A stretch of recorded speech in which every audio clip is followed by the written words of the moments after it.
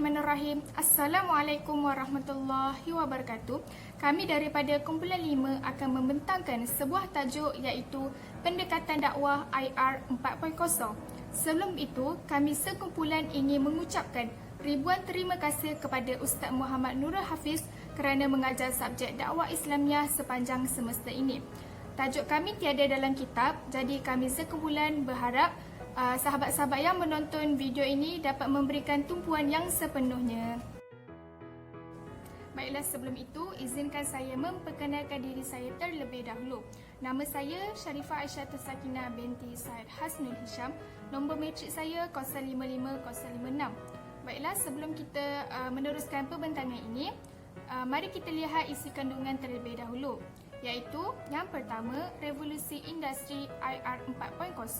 Revolusi industri 4.0 dalam bidang teknologi dan sosial, pendekatan dakwah melalui media baru iaitu IR 4.0, kesan dan kepentingan dakwah melalui media baru IR 4.0 kini, kesimpulan dan sumber rujukan. Baiklah, saya akan membentangkan pendekatan dakwah revolusi industri IR 4.0. Pendekatan dakwah revolusi industri IR 4.0.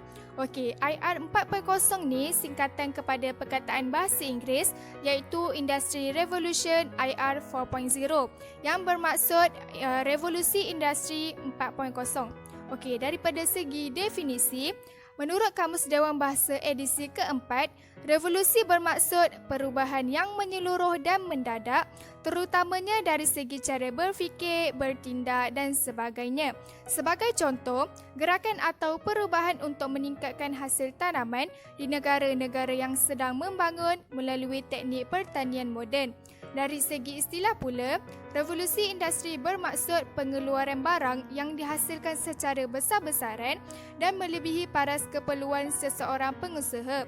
Selain itu, ia juga mengenai sistem dan sistem cyber fizikal yang boleh menghubungkan dunia digital dengan sistem biologi seperti manusia melalui internet.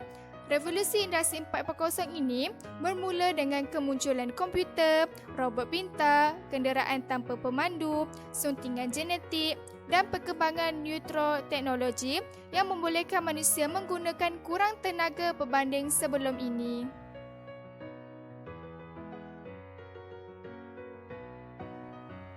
Baiklah, sekarang kita masuk kepada sejarah revolusi industri IR 4.0.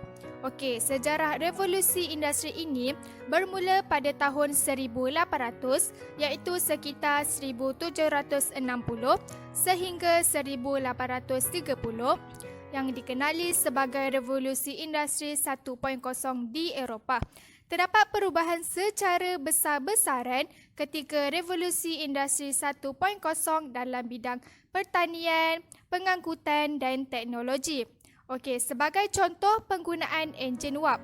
Ia digunakan di kilang-kilang kerana ia lebih bergantung kepada penggunaan air ataupun wap untuk menggerakkan jentera yang berasaskan kuasa wap untuk kerja-kerja yang tidak mampu dilakukan dengan menggunakan kudrat manusia. James Watt merupakan tokoh yang membaik pulih enjin wap pada zaman Hughes Common dalam revolusi industri 1.0 ini, lalu menamakannya kepada enjin wap Boulton dan Watt. Okey, revolusi industri 2.0 pula bermula pada tahun 1900 iaitu sekitar 1870 sehingga 1914 yang banyak menggunakan kuasa elektrik. Perkembangan teknologi yang melibatkan kuasa elektrik jelas membawa satu lagi lonjakan status hidup kepada masyarakat melalui penghilangan secara besar-besaran seperti yang berlaku pada hari ini. Sebagai contoh, conveyor belt iaitu tali sawat. Ia digunakan untuk mengangkut barang-barang tambang. Tokoh pertama yang mencipta conveyor belt ialah Thomas Robin iaitu pada tahun 1892 untuk memudahkan proses pengedaran hasil tambang. Okey, revolusi industri 3.0 pula berlaku pada tahun 2000 iaitu sekitar 1960 sehingga 2010 lebih menumpukan kepada penggunaan komputer dan teknologi maklumat. Pada peringkat akhir revolusi 3.0 ini, muncul teknologi automasi iaitu satu teknologi yang tidak perlu melibatkan manusia secara langsung apabila ia dimuatkan dengan program komputer yang tertentu. Okey, sebagai contoh mesin hitung elektronik. Charles Babbage merupakan tokoh pertama yang mencipta mesin hitung elektronik iaitu pada tahun 1819 yang dinamakan sebagai Difference Engine Zero. Setelah Perang Dunia Kedua tamat, muncul pelbagai komponen yang lengkap seperti transistor dan microchip, lalu diciptakanlah sebuah komputer pada zaman ini. Okey, akhir sekali sejarah revolusi industri 4.0 yang telah diperkenalkan pada tahun 2016 yang merupakan satu bentuk kemajuan dalam peradaban dan ketamadunan manusia. Terdapat pelbagai penemuan teknologi baharu yang menggunakan automasi, analisis dan big data, penggunaan robotik dan lain-lain. Ia juga melibatkan teknologi automasi yang memberi cabaran baharu kepada semua sektor di negara ini untuk melakukan perubahan yang seiring dengan transformasi digital bagi mengekalkan berdaya saing dan menggalakkan kemajuan lanskap dunia moden. Okey, sebagai contoh Apple Watch iaitu jam tangan elektronik. Pada 24 April 2015, Tim Cook melancarkan Apple Watch yang pertama di bawah jenama Apple. Terdapat pelbagai kelebihan pada jam tangan elektronik ini iaitu dapat mendengar lagu, menerima panggilan, melihat notifikasi daripada aplikasi Facebook, Instagram dan sebagainya. Okey, kita dapat lihat ini adalah contoh-contoh mesin daripada revolusi industri 1.0 sehingga revolusi industri 4.0. Okey, sekarang kita masuk kepada bidang yang terlibat dalam revolusi industri 4.0. Okey, sebenarnya banyak je bidang-bidang yang terlibat dalam IR 4.0 ni, tapi saya akan sebut dua je. Okey, yang pertama pengangkutan. Okey, merujuk kepada kenderaan yang membawa seseorang atau sesuatu dari satu tempat ke satu tempat yang lain, biasanya pada jarak yang jauh berbanding jika berjalan kaki. Pengangkutan terbahagi kepada tiga iaitu pengangkutan darat, pengangkutan laut dan pengangkutan udara. Okey, sebagai contoh, yang pertama, kereta jenama Tesla buatan Amerika Syarikat merupakan kereta yang hanya menggunakan tenaga elektrik untuk dipandu dan ia juga autopilot yang mana ia boleh dipandu dengan sendirinya. Okey, yang kedua, Shanghai Maglev di China merupakan tren yang paling pantas di dunia yang boleh mencapai kelajuan maksimum 430 km sejam dan merupakan tren ketiga dalam sejarah yang menggunakan pengapungan magnetik. Okey, bidang yang seterusnya ialah pembuatan makanan. Terdapat pelbagai perubahan dalam bidang pembuatan makanan dalam revolusi industri 4.0. Ia lebih menjimatkan masa dan tenaga manusia. Sebagai contoh yang pertama, mesin pemotong sayuran serbaguna merupakan mesin pemotong yang ringkas, mudah digunakan dan berkapasiti tinggi. Selain memotong sayur seperti bawang, timun dan kobis, ia juga boleh memotong daging kerana ketebalan dan ketajaman pada cakera pisau yang terdapat padanya. Okey, yang kedua, air fryer. Air fryer ni merupakan penggoreng kering yang boleh digunakan untuk masak makanan dengan cara perolakan udara panas tanpa menggunakan minyak dan gas. Ia juga boleh membakar makanan seperti ayam bakar, ikan bakar dan sebagainya. Okey, baiklah, saya rasa itu sahaja daripada saya. Sahabat saya akan membentang pembentangan yang seterusnya insya-Allah. Sekian, terima kasih. Terima kasih sahabat saya Sakinah. Saya Nurul Afifah binti Iqbalul Hakim, nombor metrik 055164.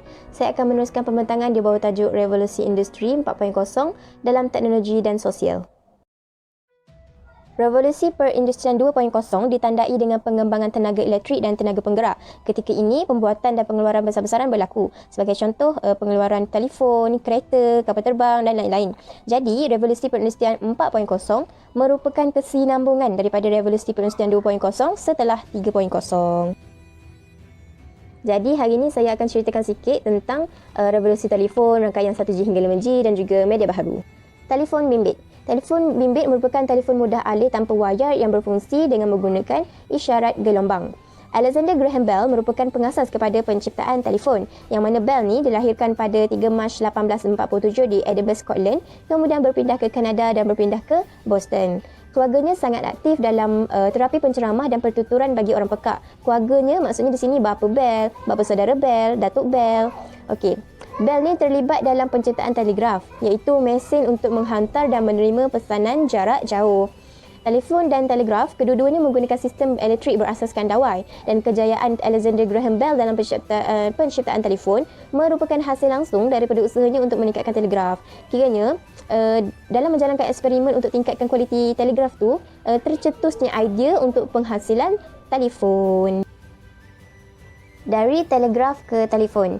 Ketika Alexander Graham Bell mula bereksperimen dengan isyarat elektrik, telegraf ni telah pun menjadi alat komunikasi yang hebat dalam masa 30 tahun.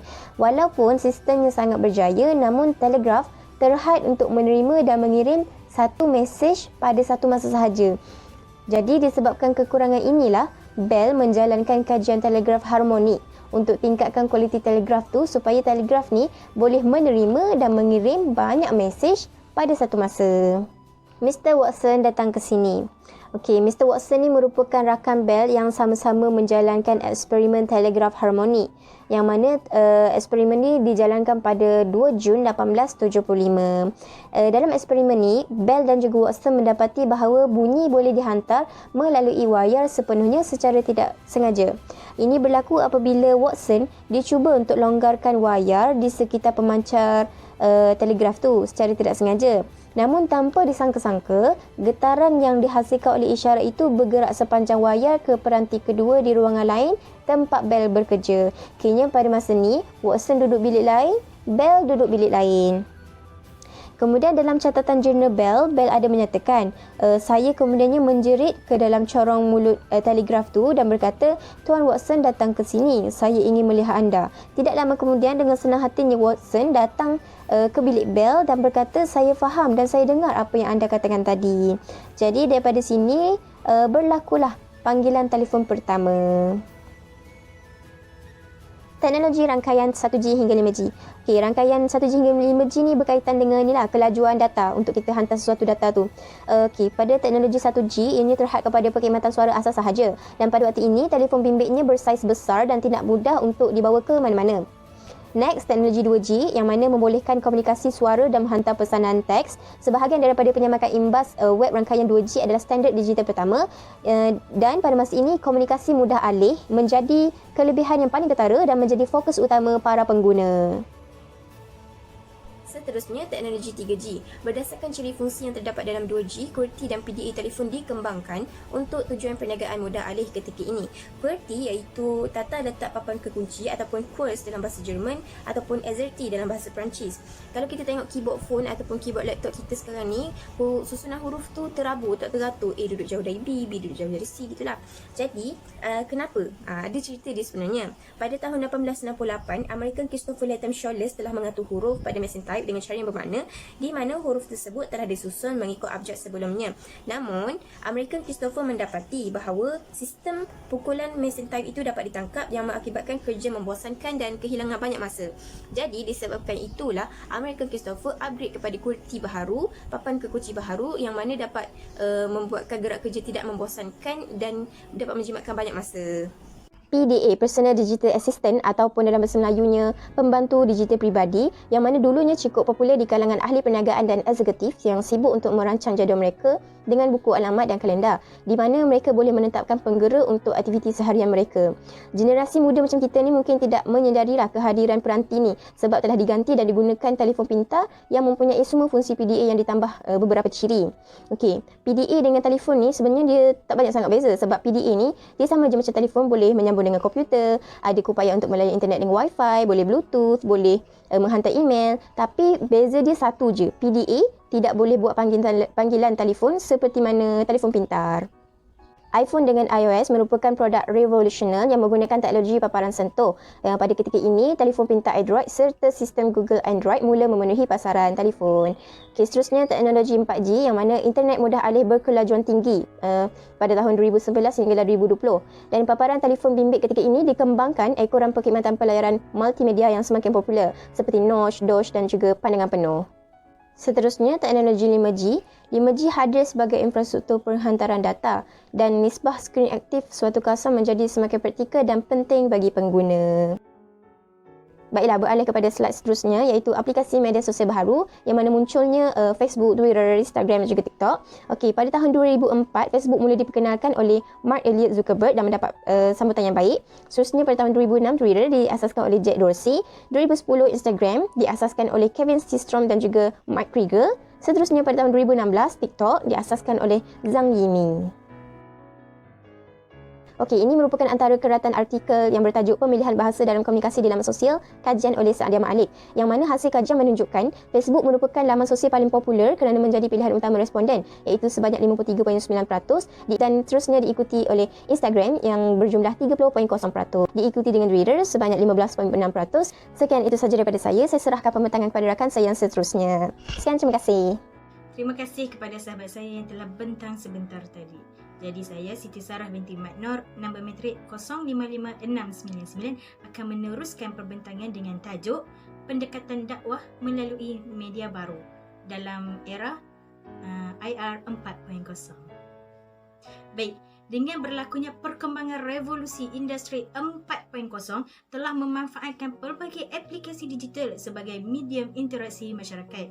Susulan itu, penyediaan kandungan dan bahan dakwah untuk tujuan hibahan seperti tazkirah pendek, kapsul dakwah, sketsa, drama pendek, poster digital serta Facebook, serta status di Facebook dan status di WhatsApp atau story di Instagram yang mengandungi mesej dakwah yang ringkas, padat dan menarik minat pembaca amat wajar dipergiatkan. Okey, seterusnya, jika zaman kita dahulu digelar generasi Y, mungkin sekarang digelar generasi Z, yakni generasi baru. Generasi baru yang lebih tertarik dengan kandungan kreatif dan penggunaan media sosial, maka pendekatan dakwah yang lebih santai serta interaktif dan menarik minat pelbagai golongan, terutama golongan muda, wajar dipertingkatkan. Baik, dengan berlakunya revolusi industri 4.0, pasti terdapat aplikasi yang tersebar luas serta terkenal di dalam setiap golongan masyarakat. Jadi kita ke slide seterusnya untuk mengetahui merungkai apakah aplikasi yang terkenal tersebut. Sebelum itu saya berikan contoh beberapa dan majoriti aplikasi digital yang terkenal iaitu Facebook, TikTok, WhatsApp, Twitter, Instagram dan juga YouTube. Mari kita ke slide seterusnya. Baik, kita mulakan dengan aplikasi digital yang pertama iaitu Instagram. Menurut McQuail, kebanyakan media baru dapat melakukan komunikasi dua hala yang bersifat interaktif yang memungkinkan pengumpulan sekaligus pengiriman informasi sehingga kesannya kita dapat peroleh informasi dalam pelbagai cara. Contohnya, komunikasi dua hala ialah live, melakukan live di Instagram masing-masing.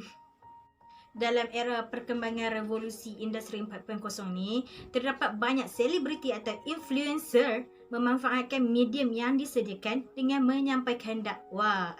Contohnya, influencer yang terkenal dengan dakwahnya adalah Aisyah Hijana. Beliau masih muda ya dan juga sekarang merupakan seorang ibu dan business woman yang berjaya. Beliau seorang wanita yang masih muda umurnya tetapi mampu menyampaikan dakwah kepada golongan muda yang mana banyak menggunakan aplikasi Instagram pada masa kini. Baik, di sebelah saya telah sediakan page Instagram Aisyah Hijana itu sendiri. Kalian boleh follow kalau untuk mengetahui update terkini dakwah yang beliau sampaikan, atau boleh juga kita ambil info tentang bisnes yang beliau sampaikan. Baik, itu sahaja tentang Instagram. Jadi kita ke slide seterusnya untuk mengetahui apakah aplikasi yang seterusnya. Ya, aplikasi yang seterusnya dan yang aplikasi yang memang terkenal pada waktu sekarang adalah TikTok. Okey. Aplikasi ini dilihat bukan untuk hiburan semata-mata apabila ramai dalam kalangan pendakwah turut mempunyai akaun TikTok dan menghasilkan video pendek untuk menyampaikan ilmu agama dan dakwah yang dalam bentuk yang lebih menarik sehingga mendapat tontonan yang tinggi serta memasuki FYP. Apa itu FYP? Ada orang kata for your page, ada orang kata for you page. Kita tak tahu yang mana betul. Baik, bagi aplikasi TikTok, siapakah selebriti atau influencer yang famous mengenai mesej dakwah yang disampaikan? Bagi pendakwah dan penceramah bebas iaitu Ustaz Ahmad Dusuki Abdul Rani yang mempunyai lebih 7 million pengikut menerusi aplikasi TikTok tersebut. Platform berkenaan mampu merapatkan jurang masyarakat dengan golongan pendakwah khususnya generasi muda. Ya, Ustaz Ahmad Dusuki merupakan seorang ustaz yang kita boleh contohi untuk melakukan video dakwah dalam TikTok. Dalam temu ramah harian Metro, Ustaz Ahmad Dusuki ada berkata, saya dapati ramai terutama remaja menggunakan aplikasi TikTok. Jadi, saya ambil pendekatan apabila orang ramai berada, maka di situlah dakwah Islam perlu disampaikan atau perlu diajar agar mereka tidak terus leka. Baik, di sebelah saya telah sediakan page Ustaz Ahmad Dusuki dalam akaun TikTok. Kita boleh follow. Sekarang Ustaz Dusuki mempunyai 7.8 million followers. 700,000 followers. 7.8 million tersebut likes. So banyak video yang Ustaz Dusuki buat banyak di like oleh orang ramai. Maksudnya orang ramai dapat menerima apa mesej dakwah yang disampaikan oleh Ustaz Dusuki.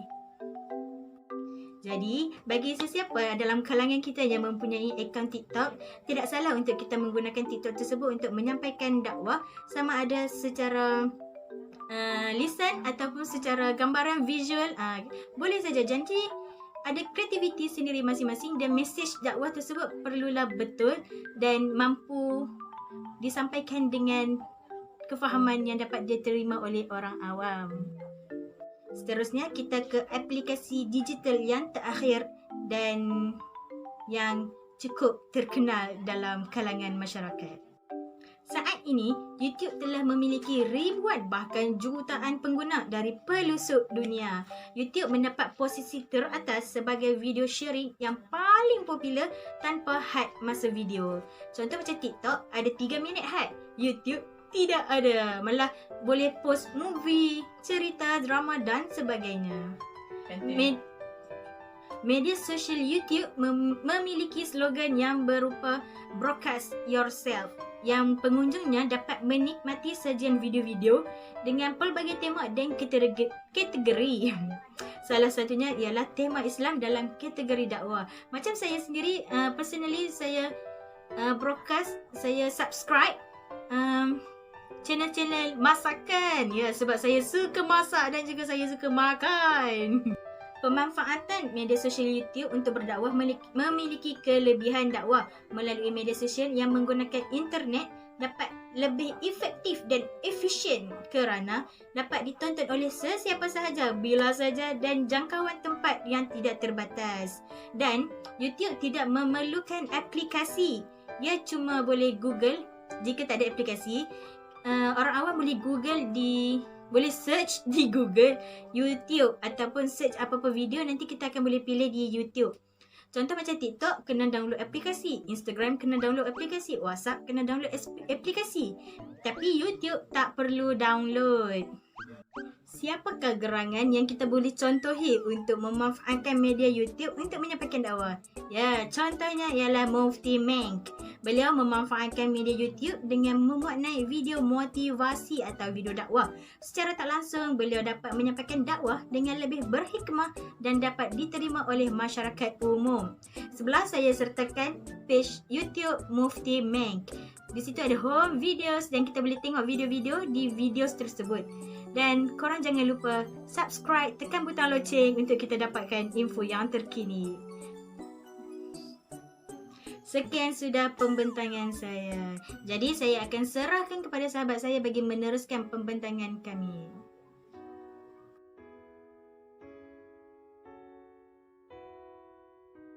Terima kasih kepada Siti Sarah atas pembentangan sebelum ini. Okey, baiklah. Nama saya Siti Nur Akilah binti Ahmad. Nombor matrik 056466. Okey, baiklah. Kita akan beralih pula kepada kesan dan kepentingan dakwah melalui media baru IR 4.0. Okey, baiklah, kita akan teruskan dengan kepentingan dakwah dalam media baru IR 4.0. Yang pertama, mendekatkan gerakan dengan kumpulan sasaran dakwah, yakni dengan membangunkan produk berdasarkan spesifikasi kehendak kumpulan sasaran tersebut. Kita mestilah berinovasi dalam perkhidmatan untuk kumpulan sasaran dakwah, yakni dengan berupaya untuk mengubah suai produk ataupun perkhidmatan apabila diperlukan, sekaligus dapat membina rataian nilai yang memfokuskan untuk kumpulan sasaran dakwah. Seterusnya, yang kedua, menggunakan data untuk meningkatkan perkhidmatan kepada kumpulan sasaran dakwah dengan lebih responsif, yakni dengan menggunakan data analitik untuk mengetahui keperluan kumpulan sasaran dakwah. Okey, apa data analitik ni?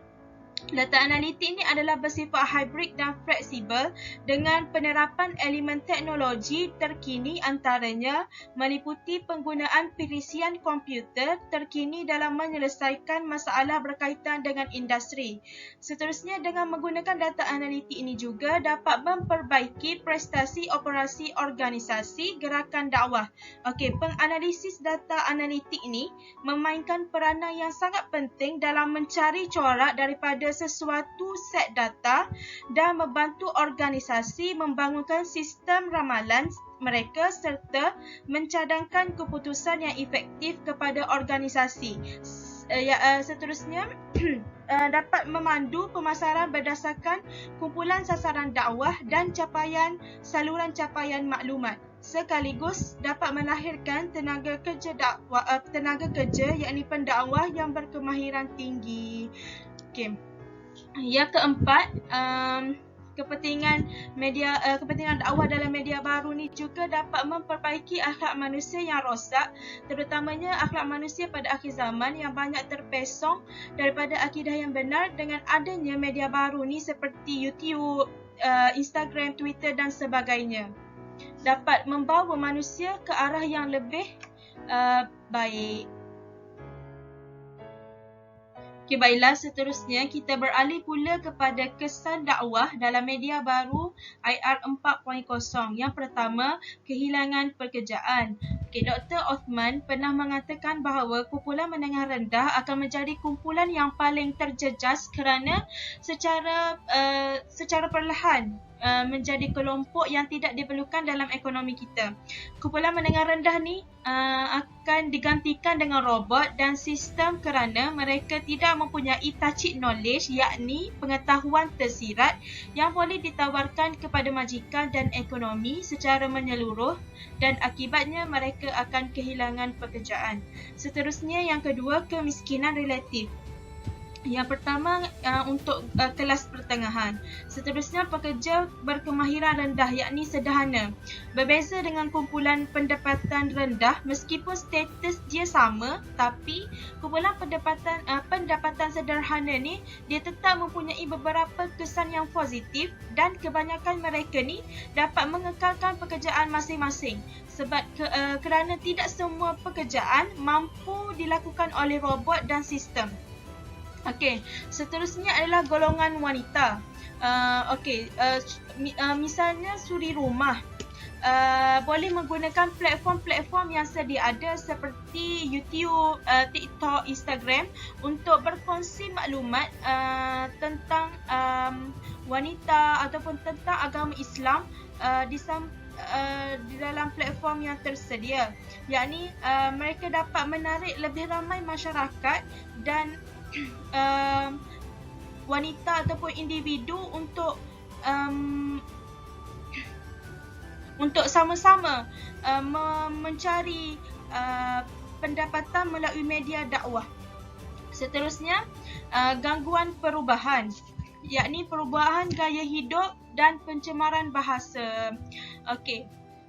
Menjelang IR 4.0 ni, dalam kehidupan moden sekarang telah berjaya merubah paradigma sosio-budaya dan bahasa komunikasi. Okey, yakni penjajahan budaya hidup barat dalam aspek pakaian, makanan, minuman, tingkah laku serta hiburan telah menukar jati diri sesebuah individu ataupun sesebuah masyarakat tersebut.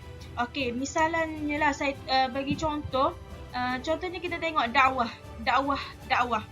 Okey, dulu kalau kita tahu dakwah ataupun pengajian agama ni lebih terhad bila ada dekat masjid ataupun surau, dekat pondok-pondok sahaja. Tapi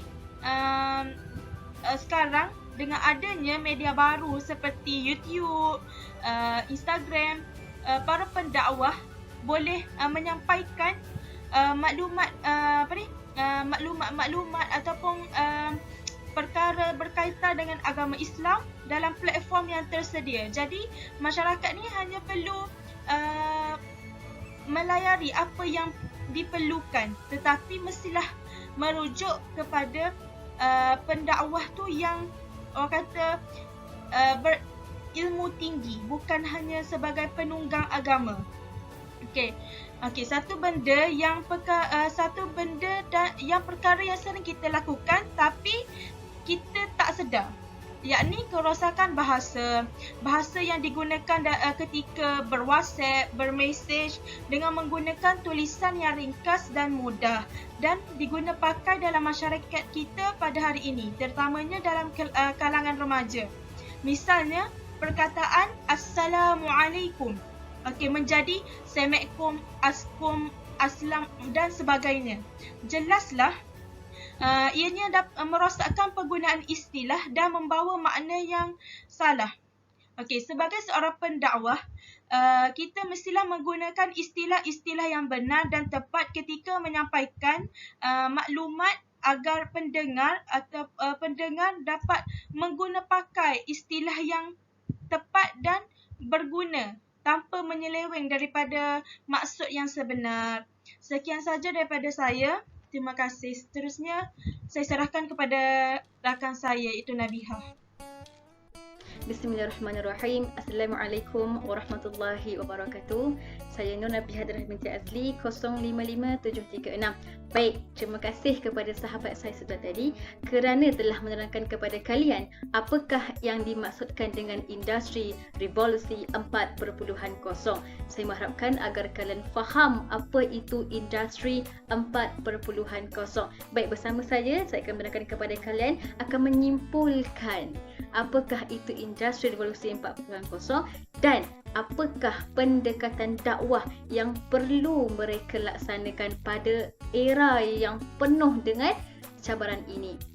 Baik, terus dengan medium dakwah. Ini adalah antara sahaja ya, antara aplikasi media sosial yang boleh digunakan oleh para pendakwah pada zaman sekarang seperti WhatsApp, Instagram, Telegram, Twitter, TikTok, Bigo Live.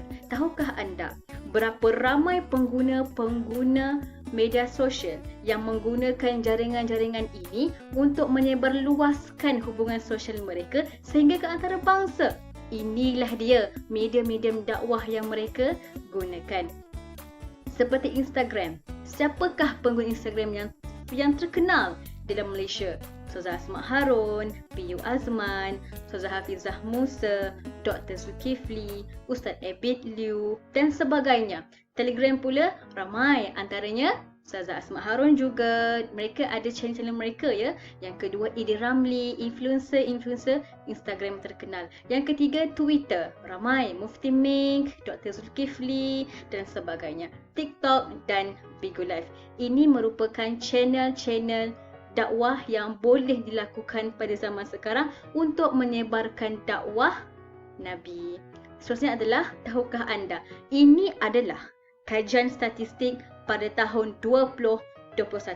Pengumpulan statistik dan fakta internet untuk tahun 2021 sehingga Januari 2021 terdapat lebih 4.7 bilion pengguna internet.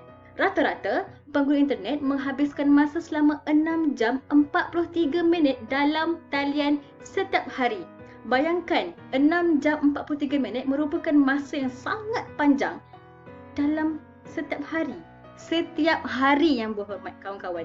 Bukannya setiap seminggu ataupun setiap bulan, setiap 2 hari, tidak. Tetapi setiap hari. Dan saya percaya pada zaman sekarang sehingga bulan 5 ini, bulan Mei ini, mungkin lebih daripada 6 jam. Melangkaui dalam 8 jam ataupun 9 jam sehari dalam penggunaan internet. Inilah dia. Inilah dia industri revolusi 4.0. Yang ketiga, pada Januari 2021 terdapat lebih dari 1.83 bilion laman web di internet. Kawan-kawan, ini adalah fakta yang mana tidak tepat mereka mengatakan lebih 1.83 bilion. Maksudnya ada banyak berbilion-bilion laman web di internet. Inilah dia industri revolusi 4.0. Seterusnya adalah penjualan e-dagang dijangka mencapai penjualan bernilai 4.9 trilion pada tahun 2021. Ini adalah kajian mereka yang mengatakan mencapai, dijangka mencapai. E-dagang pula adalah yang mana pengusaha-pengusaha ataupun usahawan di dalam negara Malaysia ataupun di luar negara Malaysia, mereka menggunakan secara online untuk mencari keperluan kehidupan mereka sendiri. Maksudnya apa? Mereka mencari rezeki untuk menjana kehidupan mereka seharian. Jadi boleh mencecah bertrilion-trilion pada tahun 2021. Boleh bayang tak? Kemungkinan besar akan lebih daripada ini.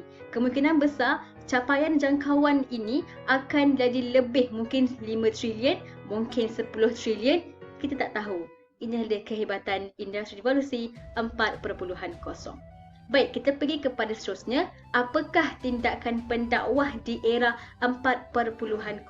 Yang pertama, pendakwah perlu mahir dan kuasai teknologi kini agar mampu memperluaskan dakwah. Kerana teknologi kini sangat-sangat penting untuk semua pengguna-pengguna media massa pada zaman kini. Kerana itulah pendakwah perlu mahir teknologi.